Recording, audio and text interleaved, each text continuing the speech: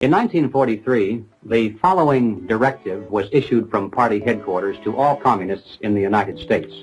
It read, "When certain obstructionists become too irritating, label them after suitable build-ups as fascist or Nazi or anti-Semitic, and use the prestige of anti-fascist and tolerance organizations to discredit them. In the public mind, constantly associate those who oppose us with those names which already have a bad smell. The association will, after enough repetition, become fact in the public mind." So, I'm just gonna play leftist violence and widespread cultural influence in the background to really drive home the real threat in American society. The first narrative video on my channel was antagonizing communists by saying they proved James Lindsay right, and boy oh boy did it piss off the communists. James Lindsay is solely responsible for me being an anti-communist. He added clarity to so many contradictions I've seen on the left for the past decade that were difficult to articulate. However, when he tries to apply this analysis to the right, not only does it fail miserably, but Lindsay is indignant and petulant toward any criticism of his analysis. You can apply a Hegelian or a Marxist analysis to absolutely anything, which is why commies went from class antagonism to race antagonism, which Lindsay brilliantly pointed out by defining it as race Marxism. The point of the dialectic isn't to find truth, it's to create truth, and the woke liberals are hell-bent on synthesizing the woke right, which has been driving me up a wall. Once the left finally lost a massive amount of cultural power, as seen by them acting like they never pushed trans issues that hard in the first place, to losing government power in the election, I thought it was obvious to go harder on the left than ever before. But it felt like near the end of a horror movie, where the protagonist shoots the killer, and instead of walking up and putting two in the back of his head, they walk away as the audience waits for the killer to re-emerge. Woke liberals are trying to manifest the woke right for no other reason than to fillet themselves with esoteric academic theory to feel superior. James Lindsay is the centralized authority on what the woke right is. It's not a collaborative liberal effort. These woke liberals agree with everything Lindsay says and pray to be retweeted by him for that sweet dopamine drip. Allow me to finally get out this frustration I've been holding in for months. Shortly after Trump won the 2024 election, Lindsay posted, "We need to start building a deep bench and big coalition of smart anti-communists in the country. Not just for right now in January, but also for 2026, 2028, and beyond. MAGA must reach escape velocity beyond Trump to truly save America." Well, yeah, that sounds good and all, but we're all in universal agreement that Lindsay's fatal flaw is his juvenile, antagonistic behavior on social media. He doesn't exactly present as a man of the people, but more so the gatekeeper of special dialectical knowledge. Only he can interpret the mystical scrolls. So I says to him, if you want to start a coalition, you probably want to be less divisive with people online so they want to start a coalition with you. James Lindsay, airing out his gash, responds with, "You need a blue check to talk to people like this." He reposts my comment and says, "I'm not starting it, lol. I have to call people like you dickheads." Even though he says, "We should start a coalition," and then he goes, "I'm not starting it. I have to call people like you dickheads." Interesting. I respond with, "This is your version of calling me a transphobe, racist, Nazi, or fascist. It just emboldens some of your followers to mindlessly agree with you and not think critically, like with communists." And what do you think happened?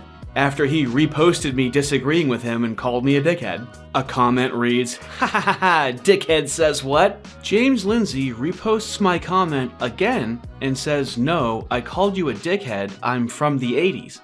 This results in some of the most Beavis and Butthead comments I've ever witnessed. God, I hate dickheads so much. They're such dicks. Yeah, funny thing about Gen X, when we say a word, it means what it's supposed to mean. That is hands down my favorite piece of James shit talk ever. Well done, sir. Yeah, I feel like a Gen X fucking gangster today. We saved the fucking world. That this dickhead thinks that dickhead and Nazi are equivalent. It's a real dickhead move. So I hit him with the old, why is acting like a teenage girl on her period more important to you than just even attempting to be a semi-decent human being on the internet? And as we all have learned from Karl Marx's historical materialism, that's synthesized into a block. Now that I have a couple of grains of sand out of my vagina, let's try to explore what this whole woke right phenomenon is all about. Yapping away on the internet, James Lindsay has a tendency to punish his tonsils with his own pecker when it comes to the woke right. Woke right, all day long. And about a month after he blocked me, he was on Triggernometry with Konstantin Kisin, which is the most attention he can get to talk about the woke right, because Konstantin Kisin is right on board with it. So, complete softball interview. Let's hear how that goes, so he can wax poetic about the woke right and finally clear some things up. And James, you mentioned the term woke right. It's a term you and I have both used, but it'd be interesting to talk about it for a number of reasons. But first of all, what do you mean by that term? Because a lot of people are very confused about it. Yeah, it's not necessarily the best term. What a classically woke maneuver. Scream about it in the streets, wail about it online, then when you're confronted, then when you finally have a microphone, you revert back to, we give you a softer position, it's not even that good of a term. As a James Lindsay fan, how do you watch this and not go, wait a minute, that's not what you say online at all? It's more accurate to I don't use the word woke too, I use it a little too casually still, generally speaking. The man doesn't stand on business. He doesn't say it with his chest. He's a keyboard warrior. Using woke terminology to describe the woke left makes sense because that's the terminology they use for themselves. People on the right are like, what are you talking about? We don't talk like this. We don't think like this. And James has to be like, no, you don't know that you think like this. It's like implicit bias. This is the most softball opportunity he will have to explain woke right, and this is what he does with it. But I've tried to be very specific when it comes to it, to use the phrase woke Marxism, as in that it's a species of Marxist thought, yada, yada, yada. So blah, blah, blah. Place that on the Marxist left, right? Well, woke right, another term that might work for that is woke fascism. And just like woke Marxism is technically woke neo-Marxism, this could be called woke neo-fascism. The more syllables... Why is it woke? Konstantin is like, oh my god, why is it woke? You rambling homeless man outside of a 7-Eleven, what are you talking about? Why is it woke? He's rambling. What did you just get from that, what he said? The woke liberals have spent so much time analyzing Hegelian dialectics that this is the only way they interpret the world. It's the only way they can think of things now. They're lost in a Hegel hole. There's other ways to interpret the world, and you claim to hate how Marxists interpret the world this way, yet it's the only way you care to interpret the world, even though you know it comes to an incorrect conclusion. Well, that's what I wanted to get to. So there are kind of two ways to look at why it's woke, and one is kind of philosophical and one is practical. The practical side is look at how they behave. They behave exactly like the woke. There's the targeted influence campaigns. There's targeted influence campaigns are woke. The manufacturing of what the postmodernists called legitimation by parology or whatever. They create the illusion that there's massive support for this and massive distaste for that. This just sounds like political persuasion so far. If you're pushing something politically, you want it to seem like it's popular. Why would you make it seem like it's not popular? I don't know how this is woke so far. Using social media manipulations like we just talked about. Using social media manipulations are woke. Can we all agree that when he was just talking about woke as in Marxism as in the left, he had a much more compelling point than whatever the hell he's making right now? They are highly invested in identity politics. The answer for them to leftist identity politics is a reaction identity politics or reactionary identity politics, equal and opposite, or in biblical terms, answering evil with evil, which the Bible says not to do, by the way. Yeah, I guess so. And so there's this, grievance, identity, everything's bad for white Christian men, straight white Christian men. We're the oppressed minority under this.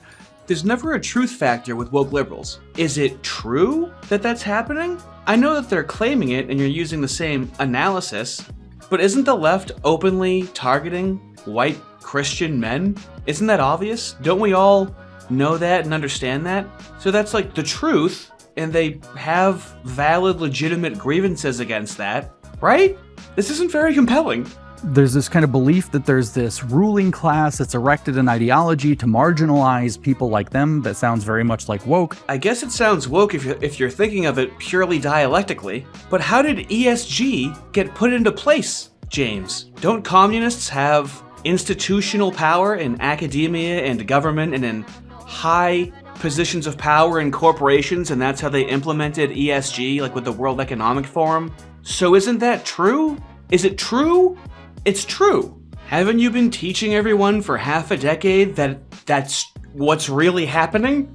And now they believe that they've woken up to these ideas. Woke. They've found them again. They've read the forbidden philosophers, Carl Schmitt, Julius Evola, James Burnham, and so on. So remember that when he calls people woke right, he knows what they've read. He knows where their ideas come from. When he calls them woke right, they've read those authors. Now on the left, we know where their ideas come from. They talk about it in depth, and it's not just old writings. There's new writings. There's Judith Butler. There's Derek Bell. There's a whole lineage of documented ideology and how it's evolved over time with the left over the course of like 150, 170 years. And so now he's trying to fit a square peg in a round hole and imply that the woke right has a modicum of the literary lineage that the left has. It's just not very compelling. That's not very believable. It seems very contrived. And so there's a very practical explanation for why they're woke, but especially their behavior. Lots of lying, lots of character attacks, lots of saying no enemies to the right, but they don't actually even attack the left that's their enemy, so to speak, at all. They only attack other conservatives. Lots of power plays, lots of manipulative, speech. Oh my god, so he keeps calling them woke, but then he just keeps bringing up examples of unsavory characteristics of people that want to be persuasive, Machiavellian people. You might want to tie in no limiting principles, any keywords, buzzwords you can toss in there. You're just describing a vague, nebulous idea. This is what you did with this time. After talking such a big game online, this is why he doesn't debate anymore. This is why he's made an echo chamber, like the woke do. He just makes an echo chamber, goes online, and does lectures. He's in a very small bubble right now that he's trying to make seem larger than it is. I muted James Lindsay. I didn't block him. He's terrible on Twitter. To me. I muted him, and the reason was when I saw him arguing with you, Karl, and I know you, and you have sound, reasoned, and excellent conversations around these ideas, which are fun, funny, and exciting. I didn't insult him, did I? No, your tweet was very polite and academic, and he blocked you over it. And that said to me, I was like, at first I was like, well, that's weird. I'm like, I know James. He's a good guy. Like, why would he block Karl? They're the perfect people to discuss things. I thought so. And then that was the first issue I took, but then he started posting incessantly about Christian nationalism in such a way that conveyed no message. He hadn't read the book when he actually made his podcast about it. He admitted this. He just posted a post that didn't explain anything and just seemed like it was spamming it. And then ultimately he made the comment of something to the effect of, it's not my job to educate them. And I said, no, it is your job. So on one hand, James Lindsay is trying to... No, he's not starting a coalition, he's just saying we need to start a coalition. And he's burning bridges left and right. He's burning the Tim Pool bridge. Why not just go on there and talk to a post-liberal? Talk to your interlocutor, talk to your opposition.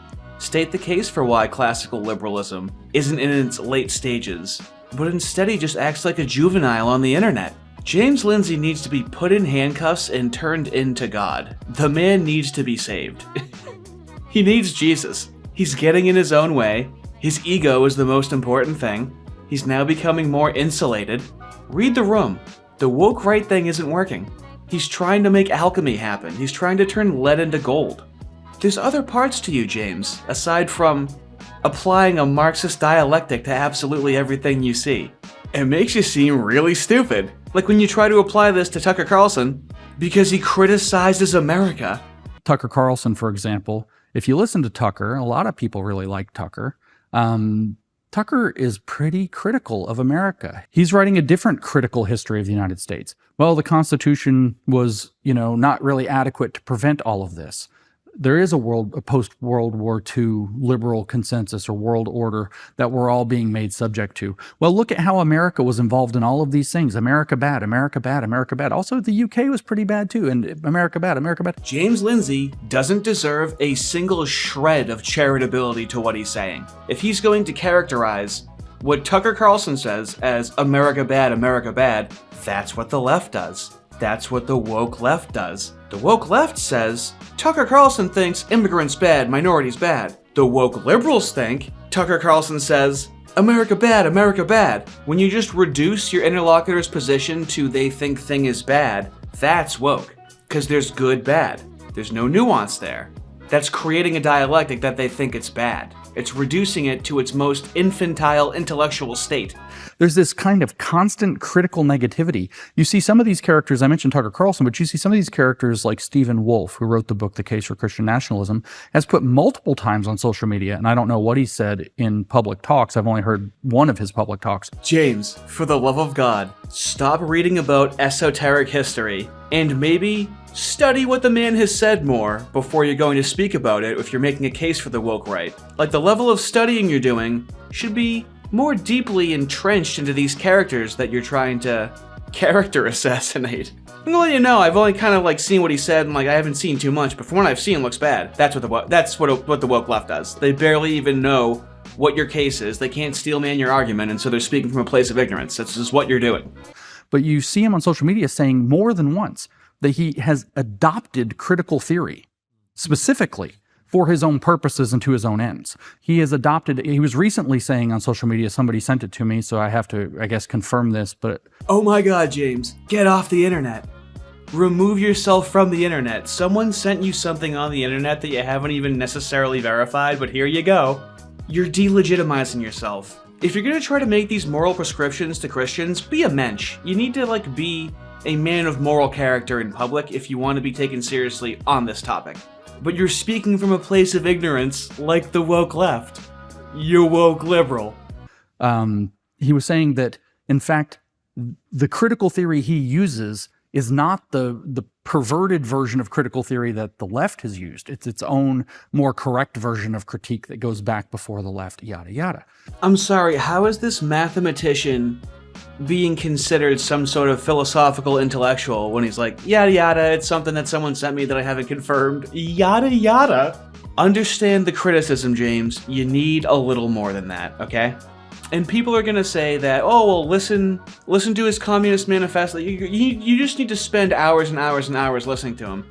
This is how he presents himself. I don't care about all this woo-woo theory that you try to switch people on. This is how the man is acting. This is how the man is talking about it in the most puff-piece, supportive environment that he's ever going to have to say it, because it's going downhill. And this is how he's describing it. You should realize that. A person shouldn't have to comb through hours and hours and hours of Karl Marx if the advocate for him cannot state the case in a concise and compelling way. We're going to end all oppression by becoming the oppressor's communism. It's very well explained, and that's kind of why I have been calling it, even though I'm not sure it is the best term, but the behavior is the same, right? It's quite obviously the same. Victimhood, cancel culture, lying about history, all of this. Yeah, rewriting history, lying about people, digging up people's past to cancel them. It's unbelievable. Well, James, you're right on that one. It is unbelievable. A lot of people aren't believing it. On the Triggernometry video, What is the Woke Right? Let's look at some top comments. We got some, Lindsay really failed here. If you want to criticize the so-called fascist right, you might want to describe how they're wrong. Lack of a truth factor setting in. Not everything we don't like has to be woke. Things can be authoritarian and not be woke. I'm a white straight Christian male, and I was told on numerous occasions to my face that I have to stay quiet and my time has passed by. Anything that isn't back to 90s liberalism I'm personally uncomfortable with is woke. Kinda. This isn't a woke right debate. This is James's opportunity for a woke right explanation, and it's the ultimate home game, and these are still the comments after listening to him. But let's see what Konstantin has to say. He actually has a pretty good criticism, oddly enough. The one complaint that people have made about that I do think is valid is that they're not comparable in terms of influence and power. The woke left controlled, for a period of time, controlled what felt like everything. The woke right isn't anywhere near that level of influence at all. And frankly, I wonder whether, having talked about it as much as you and I have, we've maybe drawn too much attention to a very small fringe. Because when we went to the Trump rally, I didn't see it. I talked to a lot of people there. I listened to all the people on stage.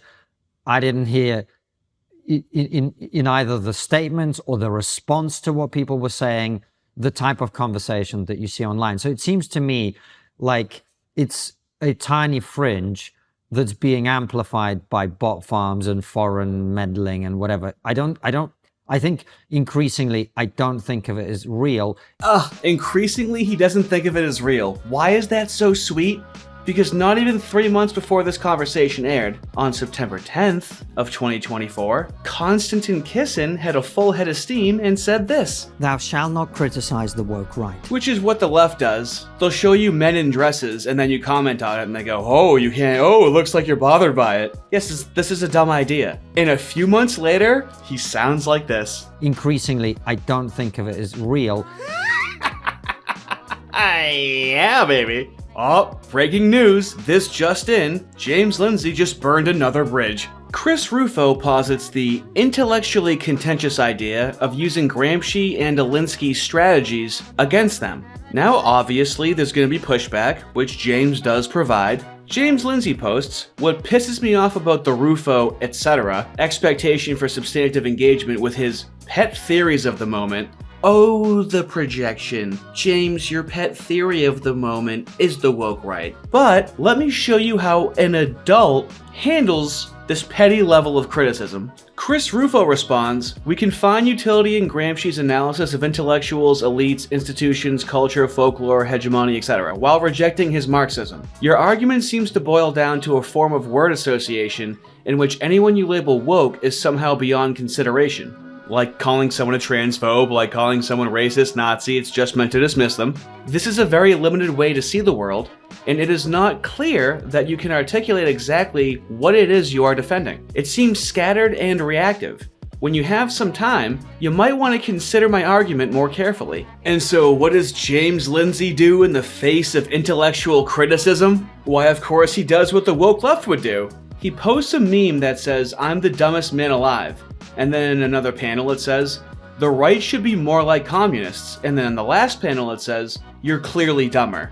He just posts a woke meme calling Chris Rufo dumb. To which Chris Rufo replies, "Alright man, I see the direction you're choosing to go here. Good luck." To align with James Lindsay is to align with a Gnostic, knowledge gatekeeping ideologue, where he is the centralized authority on all disseminating information on this topic. He is not collaborating with other people. He is not having substantive debate with their contentious approaches to wokeism or communism. Are you ready for James Lindsay's rationalization as to why he's focusing on the woke right even though they have absolutely no power? Are you sure you're ready? Increasingly, I don't think of it as real, even though, as you say, there are one or two people who are very influential in American politics, who have flirted with some of these ideas. Yeah. That's a real thing. And I get a lot of heat for this. They say, "James, they're not that important. They don't have any power." And it depends on purposes. What is its purpose, right? Is its purpose to seize power? Well, I'd say that probably some of these poor suckers on the podcast and online that are involved in it do aspire to seize power and wield it with an iron fist. I think a lot of them are just people who are frustrated and they're despairing and they're beating their chest and they're desperate for an answer. And this feels strong. It looks powerful. And, it gets them clicks. It gets them caught up. They have their little, like you said, these influence networks, the bots. By the way, if there's bots, somebody's paying for that, so there's money behind it. So it is undeniably. Yeah, but if I was an enemy of the United States, sorry to interrupt, if I was the leader of Russia, if I was the leader of China, I'd be looking at some dickhead on the internet. Hey, whoa, you're gonna call me out of my name like that, huh? So we have a lot of meandering going on. Let's look at the purpose, though. Yeah, but is it a threat? Let's not focus on the threat. Let's go into idea land. And let's be a complete ideologue and go, what is the purpose, though? It doesn't matter if it's a threat. Let's look at the purpose. James, baby cakes, sweetie tits, They're lighting cars on fire. They're shooting CEOs in the street, and they're justifying it. Is it the woke right? Is that, oh no, it's the woke left is who I'm talking about. But now we're gonna completely strip the word woke and just neuter it of all of its meaning and go, yeah, it's kind of both sides. Woke is kind of like both sides. As the left is ramping up their political violence. I don't know how you think it's going to go in the summer, but it's probably going to be pretty violent. And you're going to be over here talking about the woke right, even though it's not a threat, but what's the purpose? You're an ideologue. And it's frustrating. How big of sycophants have his audience become? Well, you have to think that Douglas Murray looked good on the Joe Rogan Experience. For some reason, you have to hate Dave Smith. And if you call out the woke liberals for being collectivists like how I did, behind a block, they block you and then conspire to downvote your YouTube channel into algo hell. That's how vindictive these woke liberals are. But let's leave that aside. The pseudo-intellectualism coming from the woke liberals is nauseating. Just like the woke left, the woke liberals supply their verbose pseudo-intellectual data that will never be challenged and they'll never respond to it, that's not open for discussion. You're meant to just take it in like propaganda. Contemporary influences for classical liberalism include, of course, James Lindsay, Vivek Ramaswamy, and Dave Rubin, okay? Moving on to the woke left, we have Ibram X. Kendi, Robin DiAngelo, Ta-Nehisi Coates. Okay, I guess I see where this is going. Like, those are actual critical theorists, steeped in academia. Not so much Vivek Ramaswamy. He did say Thomas Sowell on the last one, I forgot that. Not Dave Rubin. Kinda seems like there's a mismatch here. Well, let's see what the woke right is. Tucker Carlson, Candace Owens, Auron MacIntyre, Darryl Cooper, Jack Posobiec, Nick Fuentes.